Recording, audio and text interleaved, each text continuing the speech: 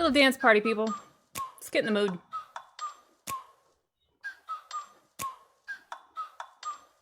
Like, ride with me if you ride with me, you can slide with me if you feel like 550 on the 5 sticky, come get high with me, that's a deal, right? Ride with me if you ride with me, you can slide with me if you feel like 550 on the 5 sticky, come get high with me, that's a deal, right? That's a deal, right? That's a bet, right? That's a bet, right? That's a deal, right? That's a deal, right? That's a bet, right? That's a deal, right? That's a deal, right? I'm feeling it. Right? That's a deal, right? Now that I am appropriately in the mood. Hello and welcome. Welcome. I'm Devora. I shall be your host, the creator, your facilitator, your journey person on this wonderful fine day. It's Las Vegas. We're in the sunshine. We've been in the sunshine now for forever. So if you would love to type in the chat where you're from, I'd love to know, because everybody else dealing with their situations, maybe this is a break from all of that. Okay, a little bit of housekeeping. No, I don't want to dust or do the dishes or anything like that, but it's sort of pivotal to take this on as complete you time. You're going to be learning, you're going to be absorbing, you're going to be processing. So the best case scenario is you put your phone someplace else, turn off the ringers, and make this into the din of fantasy that you always imagined it could be. That said, be gentle on yourself, especially if you're watching this sometime in the future and you're racking through your brain like, I don't know if I got any of that. There's a lot of info to process. Don't worry about it. There's slides, there's little mementos. You can always email me. During the presentation, I won't be looking at chat, but you can comment and chat with other fellow people, and I will eventually get them. If we have time at the very end, we're going to have a lengthy Q&A, because all of this stuff is amazing.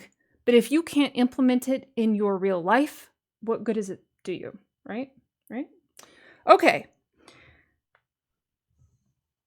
Before I get into the meat and the marrow, I actually want to talk to all the people out there who might be joining as a sex provider, as a stripper, dancer. You're a cam girl, you're hustling hard, you're in a realm that is shadowy and vague, and 9 times out of 10, you're not going to get any validation or any acknowledgement. I wish to acknowledge you now. You are doing a service. No matter what anybody else thinks about it, you're tending to things that people are too scared to look at. Even if you're not in the industry, you have a partner who has an interesting request or has something that they really would like to play act with you, and you don't understand it, but you're seeking out that information. All blessings to you. It takes a lot of courage to do this sort of thing and not be mummified by it. So from my heart to yours, I believe you to be a healer, a light in this world. You don't know who you're saving. I'll put it like that, okay? Okay, I think that does it for our busy work. Let's get into the info. My slides are up. Okay, this is the art and science of fetish. We're going to do a little bit of art. We're going to do a little bit of science, but mostly we're going to keep it easy breezy. When you understand the fantasy behind anyone, you can master the psychology. When you master the psychology, lo and behold, the curtains are unveiled, and you are left with sensuality. You are left with awareness, and all of that equals power. Of course, the more power you have, the more good you can do. Maybe the more, crazy you can do too. But hence the whole awareness. You don't want crazy. I mean, unless it's in a dropper full. You specified where you want the crazy so you can have fun with it and control it. And it doesn't control you. So by learning all of this stuff, here's what's in it for you. You're going to gain a lot of confidence in a relatively short period of time. If you are just getting your feet wet into the fetish world, if you are just exploring fet life, if you have just read 50 Shades of Grey. I got you, okay? We're taking it easy. This kind of implementation helps gain confidence in that when you understand the pattern of somebody's fantasy, you understand what they're really after. you can utilize it. Use it in your own world. Use it in your professional world. All those worlds are interconnected, so you will see results immediately. On that end, it'll probably make you more money. Everybody loves talking about their fetish and their fantasy when they're in front of a receptive audience. So if they get the idea that you're not judging them because you understand, whoo, man, they're going to seek you out. You are the honey, they are the fly, necessarily. We're not getting into the humiliation yet. That's later. Don't worry about it. And of course, you're going to work smarter. It's going to become ingrained in your senses. And then you get to provide a necessary pathway to a very, very misunderstood part of the population. Okay, what to expect in this webinar? So we're going to do about an hour-ish. First off, we want to define what fetish is in a clinical sense. We got the little lab coat on, but we also want to define it in the real world. Because I love reading a definition and it makes sense, but it has no practical applications to what I'm actually experiencing. So we're going to hedge some of that off. Top 5 fetishes. As much as I would love to know everything there is about every fetish in the world, and I've tried, boy have I tried, it remains to be said, I don't know. I can't possibly know. You can't possibly know. The people with the fetish can't possibly know. But we do have a certain blanket that we wrap everything around because they have some common things that run together that supply us with more information. When you hear, a fantasy scenario that sounds kind of close to yours, maybe like 70%, that's huge. You're thinking like, ooh, this is a little bit different, but the basis, the foundation is the same. This is going to be like the top 5 fetishes. Then we're going to get into how to fake it without faking it. Bless your hearts to anybody who's going along for the ride. They don't get it, but they know it's important to their partner. It's important to their clientele base. Yeah, you don't want to fake it. I'm not a big supporter of faking anything because I'm just too damn old. Like I don't fake things, but I do fake it till I make it. I do find things that I find really attractive in those scenarios and make them work for me.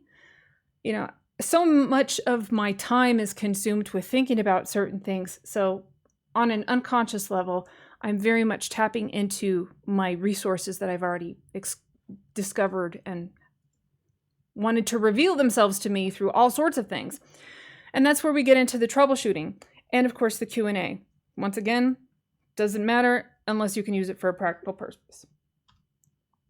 Who am I to say all this stuff and why should you believe me? My name is Devora Gray.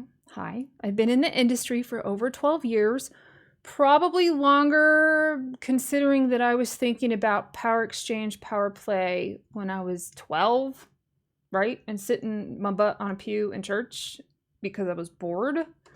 And a lot of cultural, religious, political things have to do with power play. So naturally, my brain wanted to supply me with something that actually made me feel alive and awake and motivated and seeking out more answers than I was being provided. I'm also an author. I do a ton of stuff. I did a human furniture book. I've got 2 coming out next year on the self-help category. Yay. And of course, in this market, I do a lot of erotica. My big thing, fetishes are my fetish.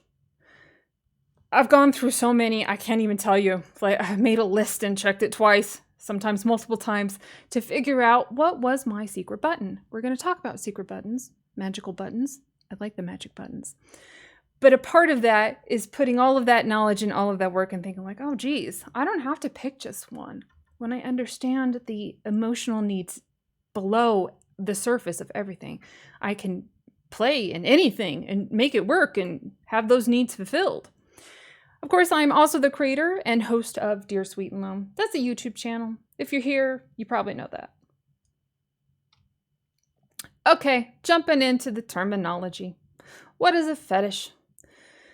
Fetish has been around for a very long time. It predates monotheism. So back in the day when most people were in their tribes and they had their own gods and goddesses in which they worshipped, they wanted to create them a resting place, an altar, or a house where they could come and visit. This became the term fetish. So I believe it's a Portuguese word. So they're putting all of this power, all of this belief into a god or goddess that controls the wind and the rain and the harvest and births and deaths and the afterlife and all of the unexplainables. They're going to put that into a house. They're going to give their power into an object or a person or a symbol. You get what I'm saying? It's really, really ancient. But what does that mean in the real world? In the real world, currently, mainstream, it is extremely fashionable and trendy to be kinky. Vanilla gets a hard rap, and I'm not crazy about that because if you will bake, or if you've ever made ice cream, vanilla is your base flavor. It's your foundation. You can add all sorts of things into vanilla. It also means it's extremely stable. So just because you want to have a billionaire fantasy in which some guy who has real serious mommy issues likes to tie you up and do things to you and is okay when you push back, meaning he doesn't control freak out the door, doesn't necessarily mean it applies to fetish or lifestyleism. Sometimes it's just really, really good entertainment because not everybody is supposed to go into the secret and taboo club of fetishism, okay? A lot of people want to join that club. They haven't figured out where their safe spot is. They haven't figured out a way or a means or a community in which they can take their questions and enact some of the things that they've been processing for a long time. They don't even know what their fantasy means, let alone how to explain that to a potential partner that does something for them so their interactions are really satisfying. So that little box of taboo is very, very insightful to a lot of people who are tired of playing it sort of bored and aloof and nonchalant. They want to belong to a club, right? We want to belong. We all want to belong somewhere and be accepted for who we really are. That's another part of the kink and fetish community. The last part would be sexual dependency, and this goes back to the clinical. I'm not going to go into Freud. I could, but I'm not. Simply because, hey, he set some interesting foundations for people who are seen to absolutely need to have their fetish present in order to gain arousal and then appeasement. So if this fetishism, you can only have a fetish if this element is available in your plate life. We're being a little bit more flexible than that in this. It doesn't have to be black and white. Which brings me to the Tree of Sexuality. I like this tree. I made this tree. Through all of the things that I have played, obviously, on this and more, when you research the actual psychology, we're going back into childhood because everything stems from there, what you absorbed during that period. I will preface this. Because someone experiences a trauma does not mean that we get to categorize it. I don't think any traumas should be categorized. Who am I to say that one trauma is more hurtful or more impactful than another? If you know from experience being a kid, maybe being bullied, maybe being humiliated, maybe being overwhelmed or overpowered in some sort of way, you're just a giant sponge of energetic influence. So you don't know anything about anything, any of these labels. You put those on much later. What you know is the feeling. What you know is the helplessness, the intensity, the fact that it blows your mind and says, hey, this is nothing I've ever experienced before. I don't know what to make of that. Hopefully I'll find out, but all I know is it blew my mind. It opened the doors of my perception for good or for bad. In that vein, we have people, everyone pretty much, who either gravitates toward pain or pleasure. That's just the wiring in our brains. And the more that those messages are reinforced, the deeper the canals in our actual brain matter. So pain comes across as pleasure. And sometimes pleasure comes across as pain. They're interconnectable. Of course, this is in the tree trunk of the fantasy, and underneath is the unconscious, which is just a giant database for collecting information, for storing it, for letting you tap into it on occasion at least in the fantasy world, without the judgments, without the, ooh, that's bad, you shouldn't do that, without the political correctness. Okay, but what's it really mean? What's it really, really, really mean? I'm going to imagine that I'm somebody with a fetish. And this is sort of what it's like, okay?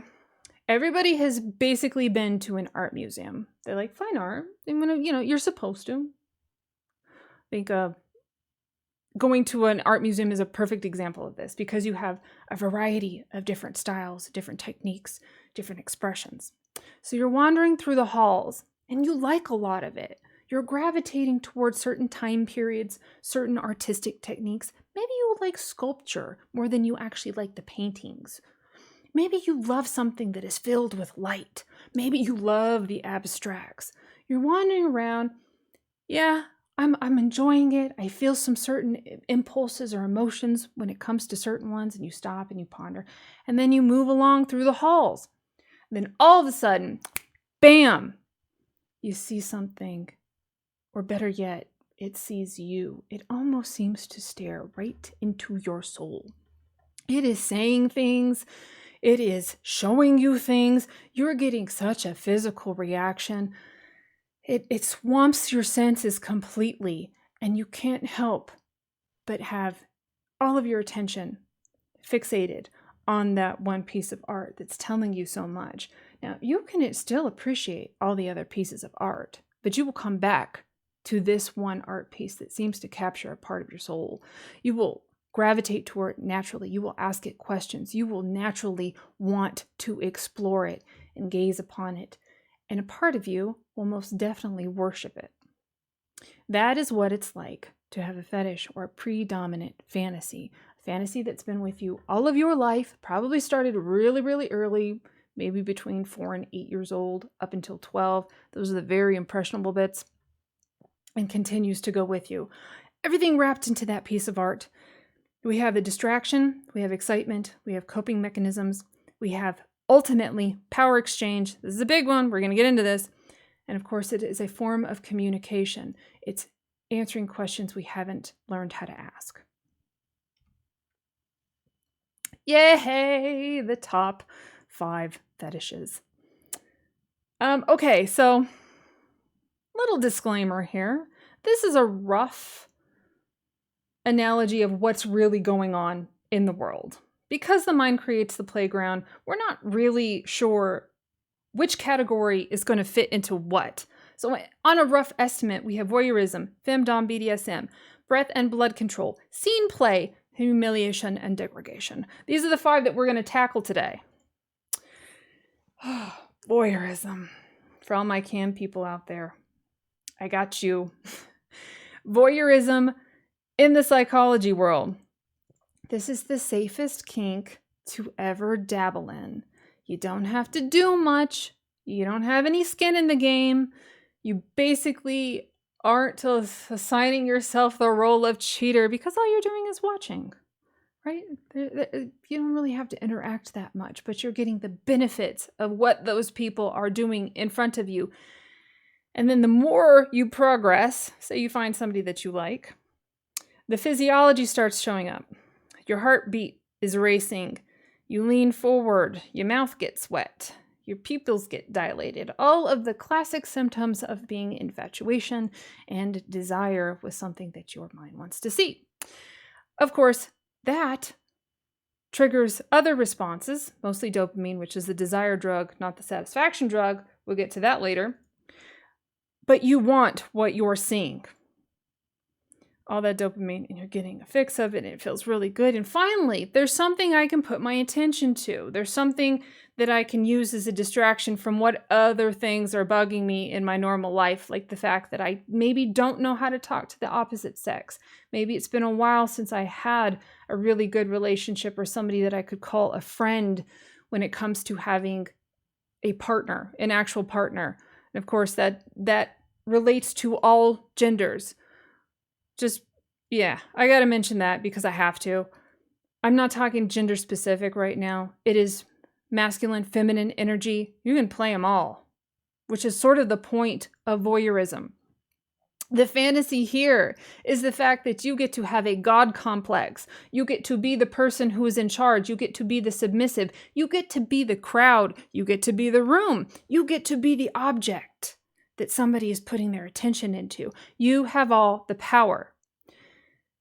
Even more so if you're paying someone to stay on screen with you. Anytime they displease you in a 2-year-old tantrum kind of way, you can withdraw that power instead of sitting and being like, well, that's maybe not what I wanted. Let me renegotiate what that actually looks like, right? So you don't have any skin in the game emotionally, except all you know is what you think you want and what happens when you don't get it. The older you get, the more you realize that a lot of that attention has to do with femdom, or as we call it, feminine domination. This is also included in BDSM culture lifestyle. BDSM stands for, say it with me, bondage, discipline, sadism, masochism. There are some other letters thrown in there, but we don't have time to get into them right now. Let's just say that this is the over-encompassing world of power exchange. Psychology-wise, you're a kid, most often, depending on the generation you are too, because now we're having blended families, whatever. But most often, you are nurtured and cared for by a feminine energy. That can come in any package. That could come in any pronoun, but it is a nurturing, caring, loving, giving, also chastising. You can get away with a lot more with that feminine energy, say, than the masculine energy who is just like, no, this is the way it has to be. The feminine is soft. It wants to cuddle you. It wants to squeeze you and love you and call you George. But basically, it's the commandment of don't touch that, don't eat that, no, stop doing that. You will act accordingly, or else you will be punished. Punishment usually means withdrawal of affection. There's a whole cycle in this. Probably not with Montessori kids, but you never know. Psychology-wise, this also applies to everything in that world in which you want to give the feminine, hopefully somebody sexy, hopefully somebody who doesn't resemble your actual mom, even a stepmom, somebody who might resemble a figure from your childhood, babysitter, sister, cousin, somebody you fantasized about on screen. Pamela Anderson. Mostly because of her tits, right? It's a thing. So when you're a kid and you're looking up and you see this thing that's larger than life, they have all the power. Isn't that nice? Isn't that easy? Because when we grow up and we go and spread our wings and fly off, the power of those decisions and that responsibility is overwhelming. We would love to sink back into mommy's arms and let her make all the decisions when things were easy. That absolutely goes with our sex. Having a woman who is not scared of her sexuality, who demands that she take control and use different subjects for her gratification and pleasure is the ultimate fantasy in this one. Same goes with any power play. We're dealing with chastity, tease and denial, spanking, bondage, whips, chains. Rihanna. All of those things go into femdom because who doesn't like the goddess? She's often a lot better at being cruel. Breath and blood control. Do you see how I melt into this one? It's a favorite. It might be in the top of my list, but not really. Elements of it definitely are. Breath and blood control, two different things. When you're talking breath control, this is somebody, of course, who is suffocating you, either with their hands, their mouth, their breast, pillow, ass, plastic bags. House of Cards had a really good scene with that. Let me tell you. That was a good one. That was a good example. I was proud of them. But to digress, the psychology of this has to do with death, but not a fixation on death like you would see in necrophilia. This has to do more with the edge of the abyss, right?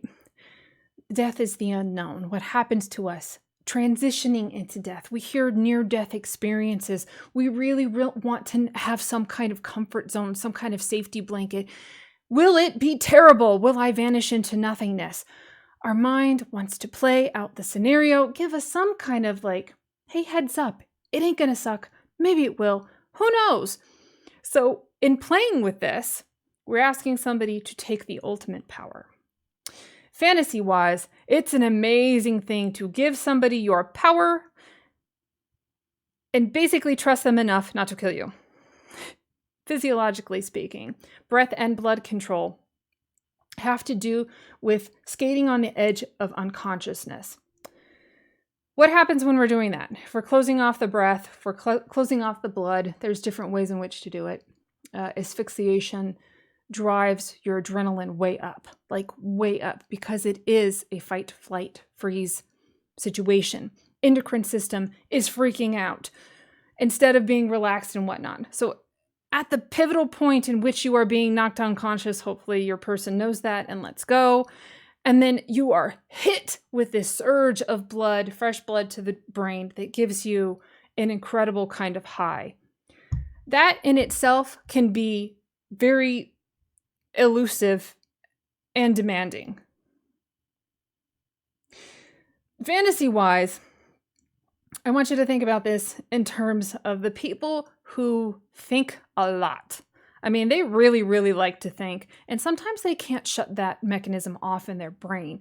They might have some OCD, they might have PTSD, they might have some compulsive disorders. They're big intellects. So of course it is natural for them to want to think, hey, what would be a quick and sexy way of turning my brain off for a moment? Just, momentarily. Knowing logically, because they're very logic-driven people, this is dangerous. There you go. There's the taboo. There's the excitement. There's the appeal. And then trying to find somebody who can acknowledge that or play act it in a way that doesn't get you damaged is even more of a rush. Moving on, we have scene play. Scene play people don't necessarily need to subscribe a dominant or submissive role. They are switches for the most part. They're flexible. I mean, I'm a switch, but I'm better at being dominant. Could I say that that's true in all of my scenes that I've ever played? Absolutely not, but I'm very specific on who I give my power to. Scene play, psychologically, I'm a nice person. You're a nice person. You're walking through life. You're being politically correct. You're trying your hardest not to do or say the things that you're not supposed to do or say to trigger somebody's traumas, their affectations, their, you don't want to have those conflicts and confrontations because life is hard enough as it is. On the other scale, you've seen what happens when the assholes and the jerks of the world get a lot of attention. They get the fan adoration. They get the appeal, the mass hypnosis, if you will, of acting out.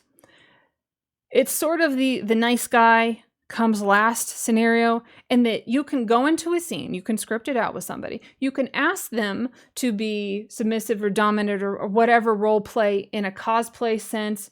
We could do it, Batman, Catwoman style, if that's more comfortable and flexible.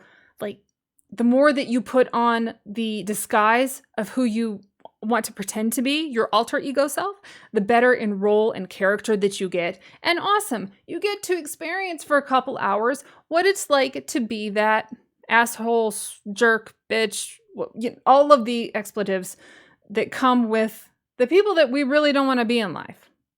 I'll tell you what, the happiest people that I probably have ever met are the ones who get to play act all of their nasty in a consensual, loving way. Everybody is on board with that.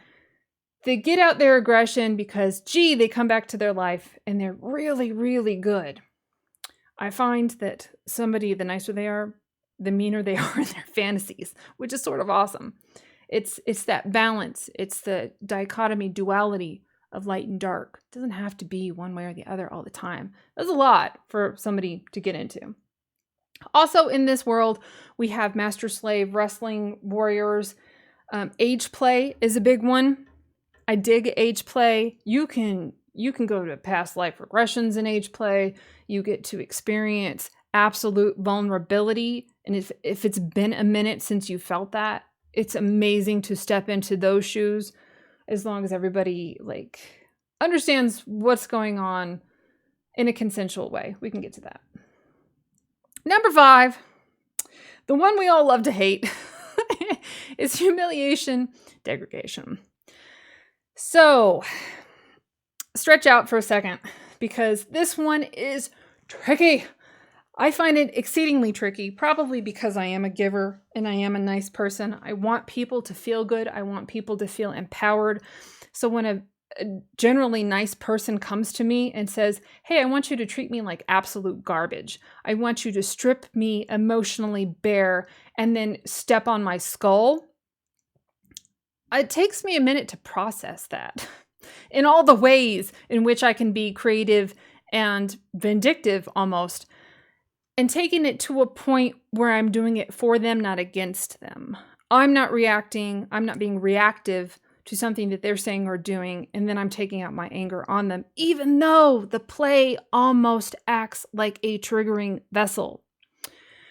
Psychologically, yes, a lot of these people have trauma. A lot of these people were bullied. A lot of them did not know unconditional love and acceptance. Not to say that everybody's like that. Not at all. If you've been abandoned, that's a big one. That is such a big one. Mother, father leaves, somebody dies in the family. That is an emotional trauma in which you don't know how to feel about it. But best case scenario, you were a kid and somebody is bullying you relentlessly. They're singled you out in the crowd and they're pointing out all of your supposed weaknesses, what they deem are your weaknesses, even though nobody asked them. They are laughing at you. They want to see you shrivel. Internally, you could be taking that feeling and feeling such a surge of excitement. You have no idea where that's coming from. It might not have happened at the time of the event, but later on, you keep thinking about it and you keep thinking about it, right? And our psyche is very, very complex, but extremely adaptive. It needs us to survive. So what do? We turn it into a pleasurable situation. Small penis humiliation, giantess fetishes, cuckolds. The whole point is getting that amount of intensity and attention in one fell scenario. So it's not enough to just kind of snap your fingers, command somebody to do something, like they'll be crawling on their knees. No, you got to take it to a deeper level. You got to take it to a deeper level. You got to scrape the bottom. This is dehumanization. They wish to become the object. Worse than non-objects, sort of, right? Because what is an object? It's something that is seen. It's something that actually exists. It is my deep belief that people who seek out humiliation aren't sure if they really exist. How can they be sure with so many layers of armor surrounding them? You got to chip away long and hard with a massive chisel to get at the underbelly, the softness that hasn't been healed or touched or even understood for a very long time. That's a big one. It's a big misunderstanding, at least in the world of play. Some of the best people I've ever known have asked for this kind of treatment. And you as a provider, you as an erotic writer, you as a person in life get to understand the psychology of that better and deeper. And I'm not saying that any of these you're supposed to understand, because you can't possibly, unless you stepped into their shoes and lived their life. Even then, you'd probably still be looking through your filter, right? Best thing that you could do in this scenario is understand that they are wanting cruelty because it makes them feel something, actually something.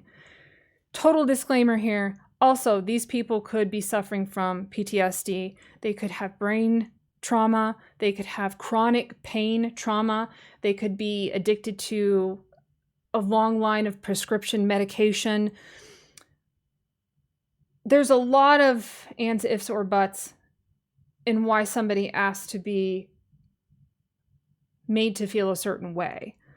And it's sort of up to you to get to the root of it without popping their bubble. That's the hardcore facts when you're leading in sex life. Nobody wants to be fixed. They're actually there because this thing that we call trauma is what works for them. I found this on the internet. You've probably seen it if you're looking around at any of this. But this is the fetishes in the US based on Google search trends. We're in Nevada. It's an armpit thing. Maybe that's because we're in the desert and we have a certain stink to us. I don't know. Sometimes some of those are just, yeah, okay. But the more that I traveled throughout the States and even to other places, the more you could see by requests of who was asking for what, that the environment had a direct relationship to what was being requested. The more intense environment it is, the higher intensity of play. New York, Manhattan, for instance. It says the whole state is into leather. I get that because the majority of that state really isn't about Manhattan, but Manhattan is very much about power play. So you're lots of breath, blood play, lots of bondage, lots of hardcore scenes. The more intensity somebody finds in their life, in their continual surroundment, the more they need to have that equaled, right? In their fantasy play. Fisting. Why? In Alaska. Anyway, I don't completely agree with all that stuff, but you never know. All right, how to fake it without faking it. Once again, I'm not a faker. I'm over it. There's a lot of ways you can fake something, at least until you pick up momentum. They say smiling makes you happier. Just to smile for no reason. That's kind of faking it until you make it, right? But for those of you who do not understand your partner's requests, I got some tips for you. These are what worked for me and some of the only things that worked for me. Hold on.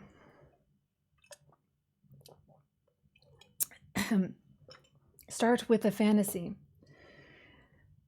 People don't come to you, especially if you're a provider, if they don't have a fantasy behind it. The more that you get into their fantasy, the more that you ask them questions. Describe the scene to me. Who is the person who has control? How do you see them? What are they wearing? Do they have lipstick on? Do they have heels on? Do they have a muscle shirt on? Do they have chains? Do they have tattoos? What do they smell like?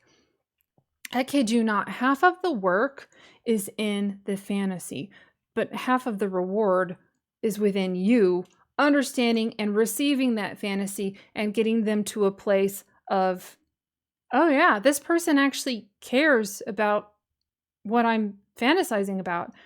Because truth be told, we really just want to talk about ourselves. We would love to talk about our fantasies to somebody that we perceive is not going to reject us or punish us or laugh at us for it. That comes later, especially if that's your fantasy. But when you ask those questions, and it's okay to keep asking till you get a clear picture. And a part of this is very open communication. Telling them specifically, I would really love to understand your fantasy. I know that there are elements in it that I can adopt and own. And of course, like the more that I'm excited about it, the more excited you're going to be about it. So the more that they're talking about it, the less work you have to do. You see what I mean? Because it's their fantasy, so it's going to fall into line that their state of arousal goes up with their fantasy. In all of this talking, take notes, because you will be finding their magic button. If not finding it directly, you're going to be close to it. Some people are sensory, some people are auditory, some people are very visual.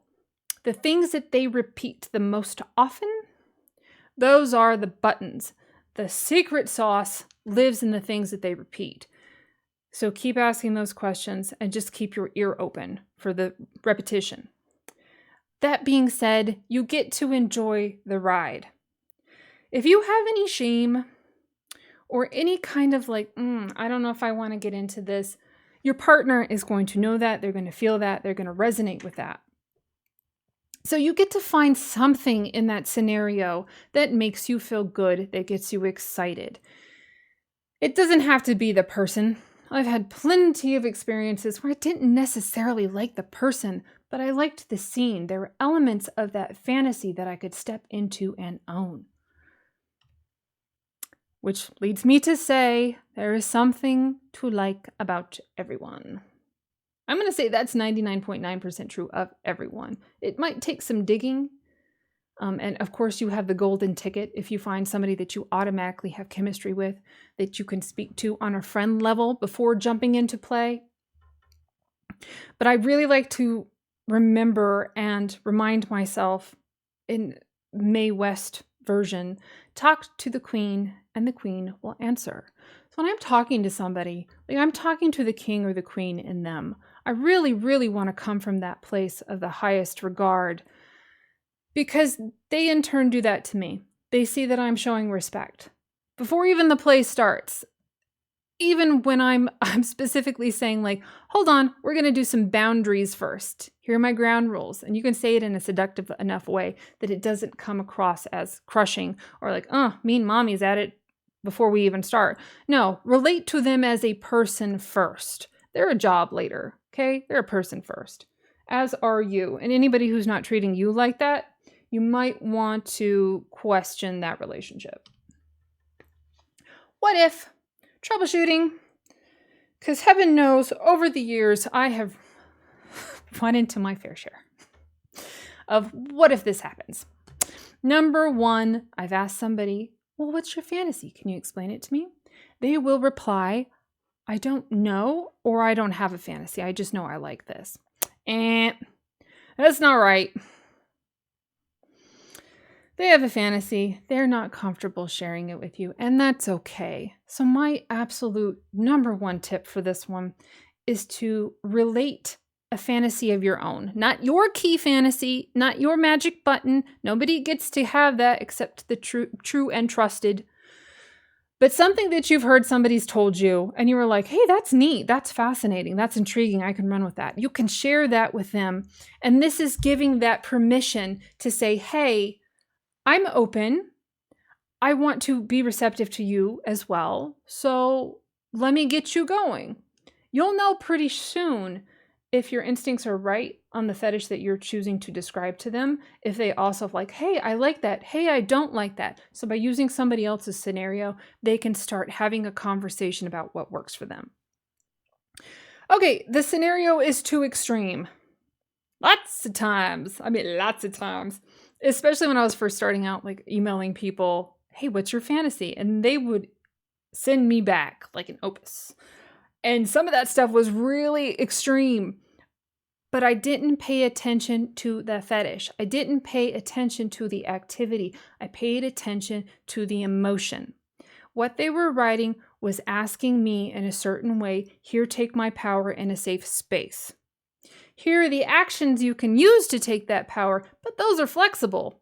Those sometimes take on a whole new life because I can say, I'm going to tweak and twist this and make it into my own, something that I feel comfortable doing, because when I feel comfortable, magic things are going to happen because I'm the one in charge. Skip the fetish, get to the emotion.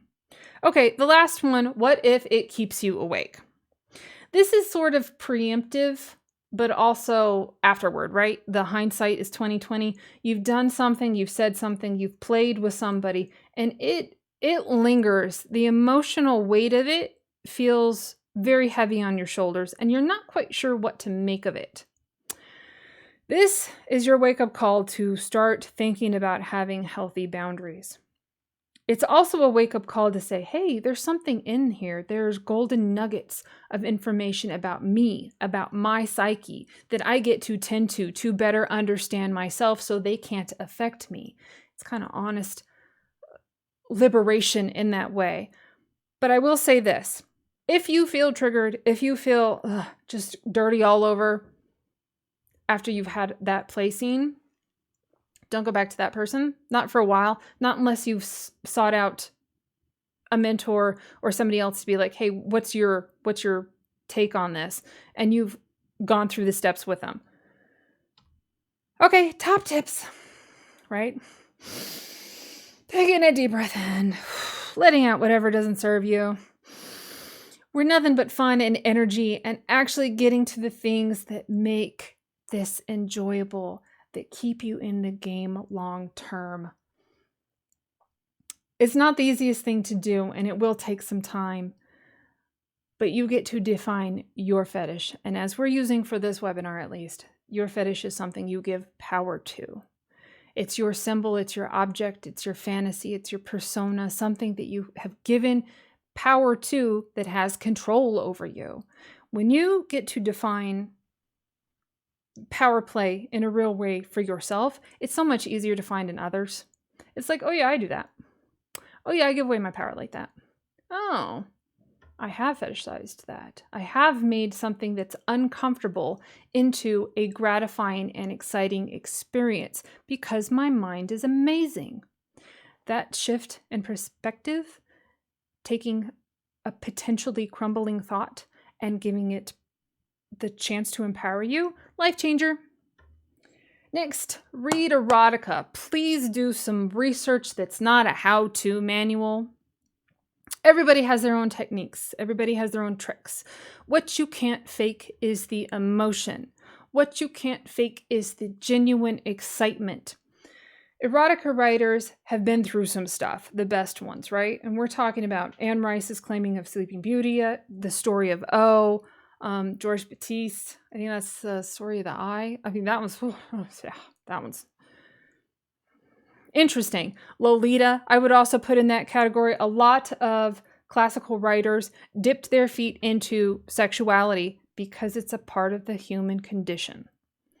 Reading really good erotica gets you in the headspace of understanding character depth in a way that you might not get to with your clients. So the more you read, the more that you can figure out, oh, this excites me. Or you could see a scene that previously you didn't like at all, and you see it written out in a way that's like, wow, okay, is that what that's really about? Personally, my favorite, and this is the one that like triggered something for me in a good way, was Patrick Califia's White Flannel Nightgowns. It was in a master-slave anthology. So glad I found that book. That is a story about master-slave, daddy, little girl essence, right? And they are very consensual in it. They're also very extreme in the ways that they get to play, which that's what you get to do in erotica. You can see where it can go without actually having it go there. Intense voyeurism. Okay, last but not least, no, we're almost two away. No two scenes are alike. Just like no two erotica stories are alike. They have some things in common. But say you have two different people with the same questions or the same fetish, they're going to be completely different scenes. There's going to be some stuff that helps. You're like, oh, this worked for this one, but it's totally different. So don't judge a fetish by the person you're playing with. Chemistry is an amazing thing that does amazing things to you, given the chance to explore it with the right partner. There's some things that I've done that I was just like, oh, I hate that. And then you meet somebody who's saying that, and you're like, oh, do I really want to? But you feel safe with them.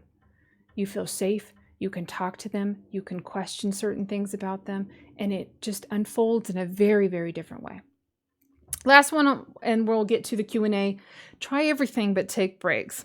If you want to last in this industry, and I kid you not, to most people, if you are not naturally gravitating toward some kind of darkness, some kind of shadowy self, as Jung said, it'll chew you up and spit you out.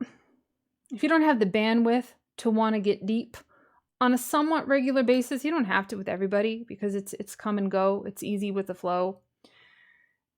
You're going to have to learn how to do some self-care, right? Because God even rested on the seventh day, supposedly. Technically, that could mean 1 day, 2 hours, 1,000 years. But getting that self-care in which you don't think about anything. No work-related stuff. No coaching-related stuff. No, absolutely nothing. Not even the stuff that gets you off. It's just rest and recover time. Okay, guys, we're wrapping it up. This is our fetish breakdown for this webinar. Use the tree. Reference the tree. Go back. Decipher if somebody's asking for pain or pleasure and how that's wired to them. And don't make a judgment unless they're paying you to judge them. At the end of the day, you get to the point where you're just like, I can't judge anybody. Not really. Because it's judgment at the end of the day, all it does for you is to assign somebody the role of safe or unsafe. That's what judgment's really meant for. Do I trust this person? Do I not trust this person? And how far am I willing to go with them? Determine who gets the power. Start off by owning the power. Just automatically walk into it and be like, I have the power in this situation. These are my rules. The dynamic that will change in your life is wondrous. And you don't have to be a bitch to do it. You don't have to be a commanding, like domineering, if you don't do this, I'm going to break you kind of way. Because we all have gone through that, haven't we? Find the button. Find the magic button. You find somebody's magic button. They are yours. They own you. You pretty much own them. It's like having a magic wand in a way. It goes deeper, it goes higher, the more you play with that button too. It's like a muscle. The more you use it, the more it works. And last but not least, find a way to own it. I know it's hard. I know it's overwhelming. All the details that you have to remember, the schedules that you have to be adaptable to. You're basically on somebody else's clock, and yet you're not. You're cultivating an image, a brand. You're putting on a mask, you're putting on a costume to disguise more of your true bits because, frankly, you don't trust them to not damage that. And maybe you're right to do that. But at some point, learning how to be your ultimate goddess or god or warrior or warrioress or fighter, whatever that looks to you that truly feels empowering, that means learning the ins and outs of it. It does mean doing work. And the rest of your life will benefit hugely because of it. A lot of things that feel hard stop feeling hard. It takes a minute, but when the excitement and the aura picks up, then you get to own it. Eventually, you might even start to love it, and then that's transcendence. For most people, does it have to be a secret to enjoy it? Nope, absolutely not. Actually, there's a lot of misinformation in the fact that it is a secret. It becomes a habit over time to keep that secret. But the more work you have to invest in keeping it under lock and key so nobody knows, the more damaging it becomes. It festers in a way, sort of like a bacterial growth or a tumor that's left too long in the dark, which can end up being toxic to you and your relationship. So every time you retreat into your secret fantasy world, you're withholding intimacy from other people around you. Either you know this and you're okay with it because those other people aren't going to support what you need to think and feel at that time, or you don't know it and those people actually do want to share some intimacy with you, maybe not on the full realm of let me just divulge everything in my fantasy, but in a way that says, hey, I feel like this. This is my truth right now. This is my reality right now. I have these needs and wants. I'm not asking anything from you. I just need to share it. I just need to talk through it. That's when secrets actually become revealed to the light. And you can explore all the different facets of them because there are so many. On the surface, it's just excitement. And oh my God, if we take away this secret, can I get excited anymore about anything? Oh no. Like, we don't want to pop that bubble, but we really want to pop that bubble because all the juicy stuff lives in it.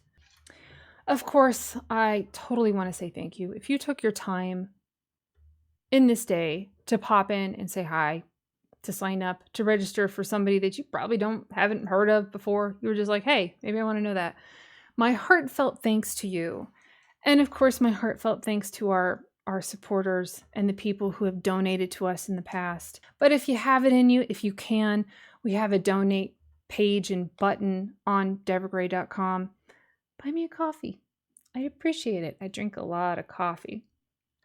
Become a subscriber. Tune in. Because I would love to continue to do these if they find a good audience for somebody who really wants to know this stuff and at least have some fun with it and build the community around it. That being said, what would you like to learn next? Is it goddess training? Is it how to talk to your customers and clients so you're getting the information that you need to make that profitable on both ends? Is it a specific kink or fetish that I sort of covered but not really, and you'd love to go into depth with it? Let me know.